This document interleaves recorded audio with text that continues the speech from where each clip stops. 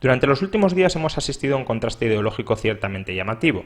Por un lado, la extrema izquierda occidental ha aprovechado las protestas en Chile para proclamar que el sistema neoliberal de este país ha fracasado estrepitosamente a la hora de mejorar la calidad de vida del grueso de la población.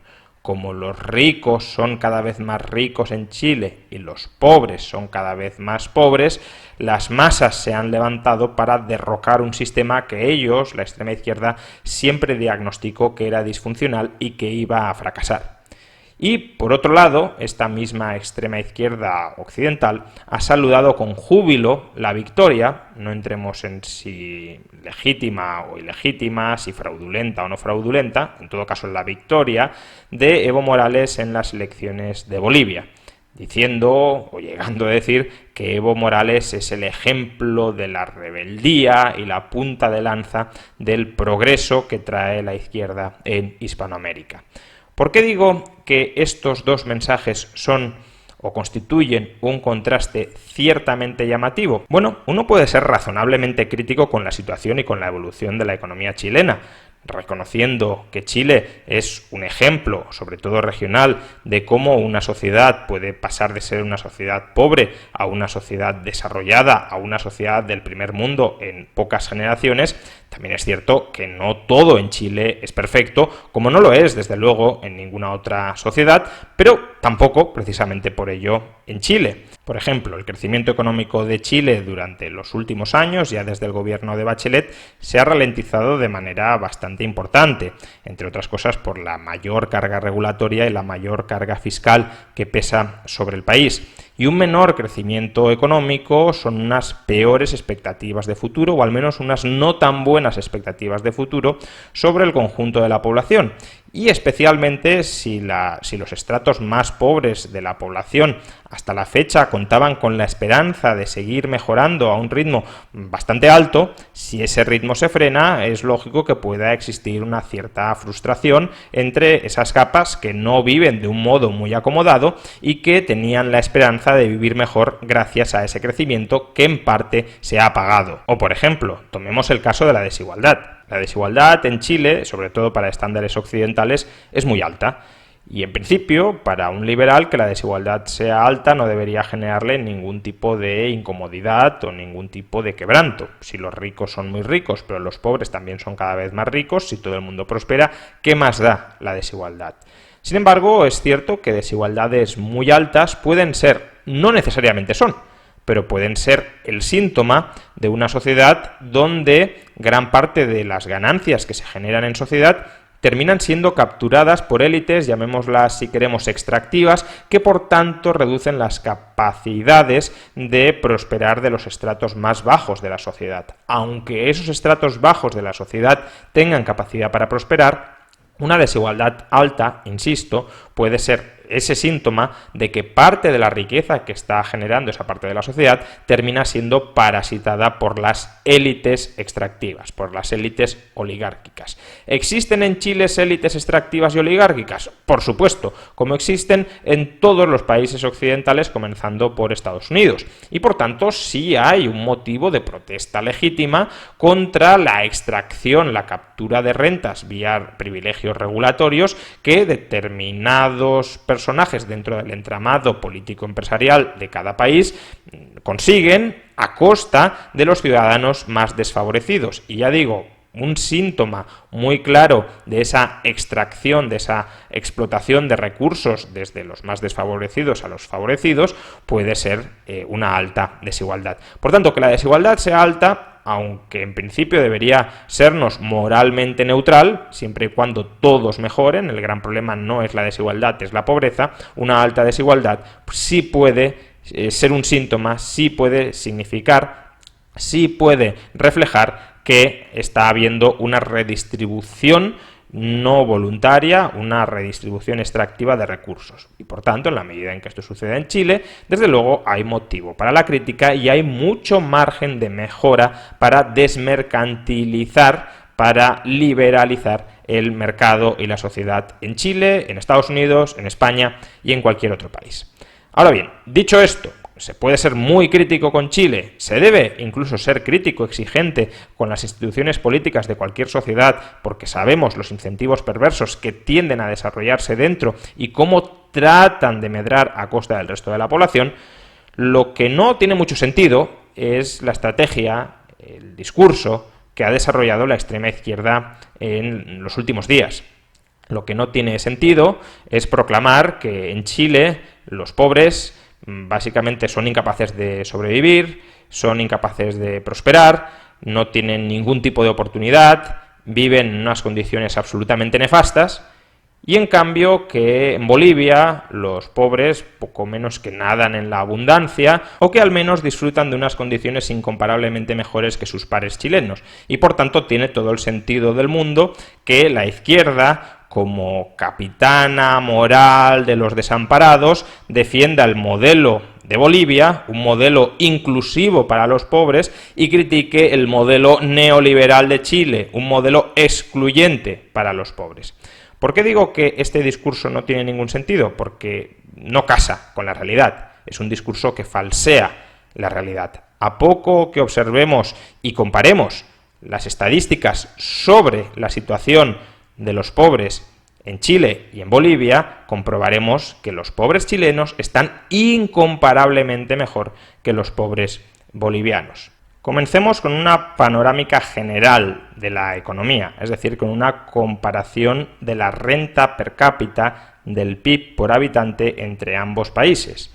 Mientras que en Chile la renta per cápita, el PIB por habitante, es de prácticamente 23.000 dólares internacionales, en Bolivia no llega a los 7.000. Es decir, el PIB per cápita de Chile más que triplica el de Bolivia. Estamos hablando o estamos usando dólares internacionales para unificar la unidad de medida, incluyendo también los diferenciales de precios. Por tanto, se trata de una renta per cápita perfectamente comparable entre países. De media, el chileno es más de 3 veces más rico que el boliviano.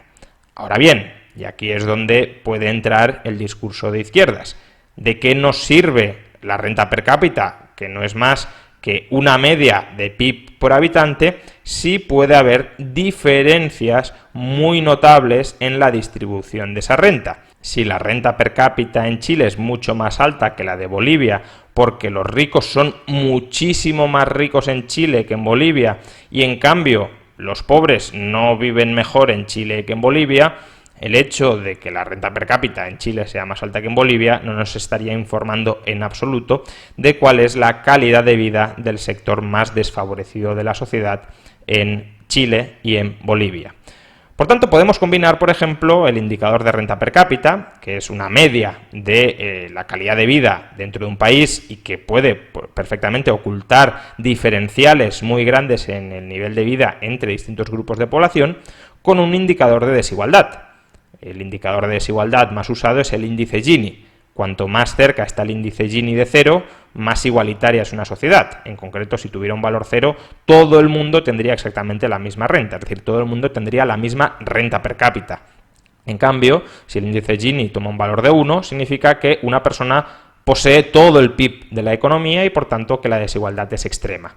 Pues bien, tomando el índice Gini, es verdad que en Bolivia las desigualdades son algo menores que en Chile. En concreto, el índice Gini de Bolivia es de 0,44 y el de Chile es de 0,46,6. Pero esta ligera diferencia en el índice Gini en absoluto puede justificar o podría explicar que los pobres en Chile vivieran peor que los pobres en Bolivia. Cuando las diferencias en la renta per cápita son tan sumamente abultadas, pequeñas diferencias en el índice de desigualdad, desde luego no explican que los pobres en Chile puedan vivir peor, como decía, que en Bolivia. Y de hecho, nada mejor para ello que tomar diversas métricas de cuál es la tasa de pobreza en Chile y en Bolivia. Por ejemplo, si definimos pobreza como aquel porcentaje de la población que vive con menos del equivalente a 1,9 dólares diarios, el 6% de la población de Bolivia vive con menos de 1,9 dólares diarios. En cambio, menos del 1% de la población chilena vive con menos de 1,6 dólares diarios. Lo mismo sucede si elevamos un poco el umbral. Si colocamos el umbral de pobreza en 3,2 dólares diarios, el 12% de la población de Bolivia vive con menos de 3,2 dólares diarios. En cambio, en el caso de Chile, apenas ronda el 2%. ¿Y qué sucede si elevamos el umbral de pobreza hasta los 5,5 dólares diarios? Pues que en el caso de Chile aproximadamente el 6% de la población vive con menos del equivalente a 5,5 dólares internacionales diarios y en el caso de Bolivia es el 25% de la población. En definitiva, no es verdad que la población más pobre de Bolivia viva mejor que la población más pobre de Chile.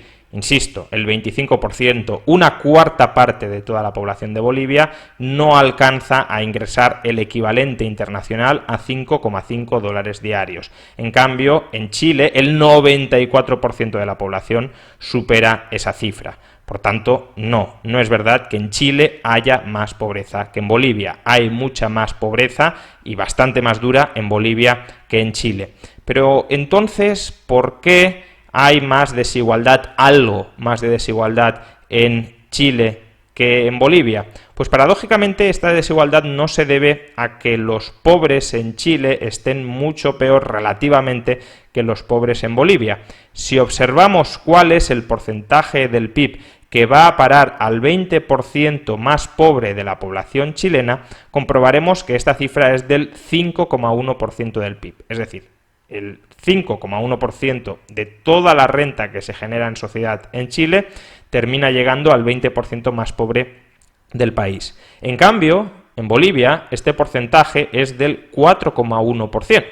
Por tanto, el 20% más pobre de Chile recibe una porción mayor de una tarta mucho mayor que el 20% de la población más pobre en Bolivia. ¿Dónde está, por tanto, la diferencia que justifica esa ligera mayor desigualdad en Chile que en Bolivia?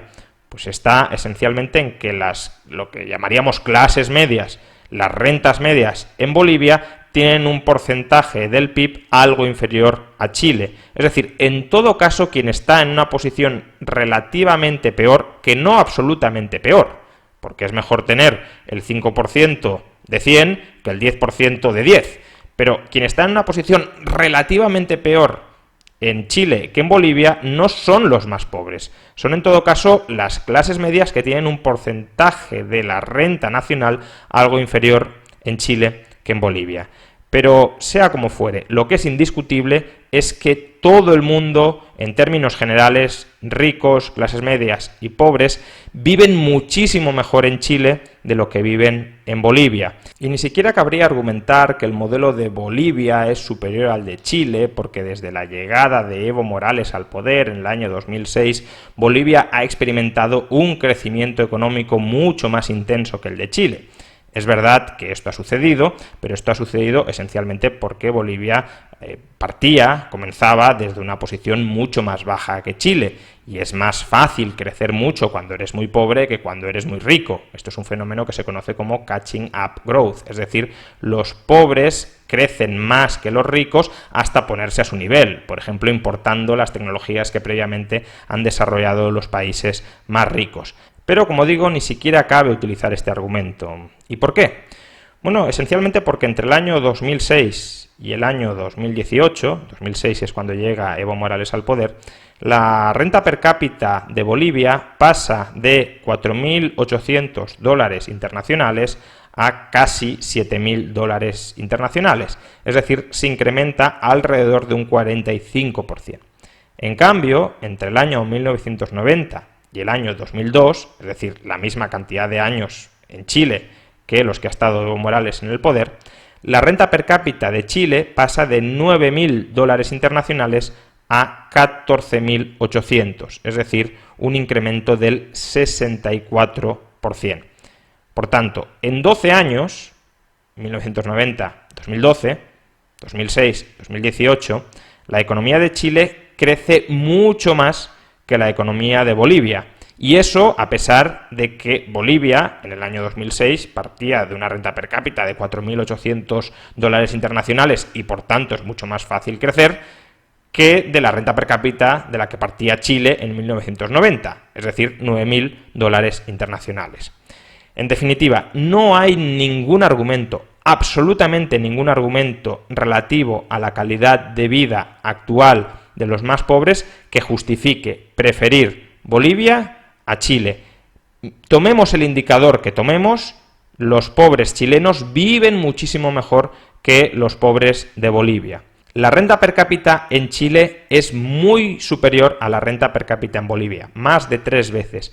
La desigualdad en la distribución de esa renta per cápita es prácticamente la misma en Chile que en Bolivia. De hecho, el 20% más pobre de la población chilena tiene un porcentaje mayor de esa renta per cápita que el 20% más pobre de la población de Bolivia. Y además, midamos como midamos la tasa de pobreza, como 1,9 dólares diarios, 3,2 dólares diarios, 5,5 dólares diarios, la tasa de pobreza en Bolivia es muy superior que la tasa de pobreza en Chile. Y si esto es así, ¿por qué a la extrema izquierda le repugna el modelo chileno y en cambio está batiendo palmas masivamente con el modelo de Bolivia? No porque el modelo de Bolivia sea mejor para los pobres que el modelo chileno, no porque los pobres vivan mejor en Bolivia que en Chile.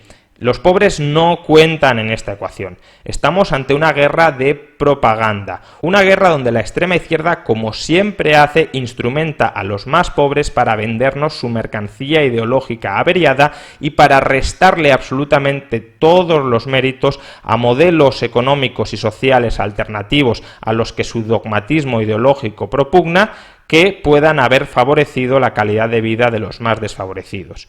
Es verdad, como ya hemos dicho al principio, que el modelo chileno es susceptible de experimentar muchísimas mejoras. No es un modelo perfecto, es un modelo muy abierto a la crítica. Lo que no tiene ningún sentido, lo que no tiene ninguna base racional es preferir el modelo de Bolivia al modelo de Chile o vendernos que los pobres en Bolivia viven una vida de ensueño y en cambio los pobres en Chile viven una vida de frustración y de desesperación. La pobreza en Chile es muy inferior a la pobreza en Bolivia. El ciudadano medio, incluso el ciudadano pobre en Chile, vive muchísimo mejor que el ciudadano medio y el ciudadano pobre en Bolivia, y por tanto, cuando nos intentan colar que el modelo de Bolivia es preferible al de Chile, cuando nos intentan colar que Bolivia es un ejemplo a seguir y Chile es un ejemplo a alejarse, lo que nos están intentando colar es mercancía ideológica fraudulenta y averiada.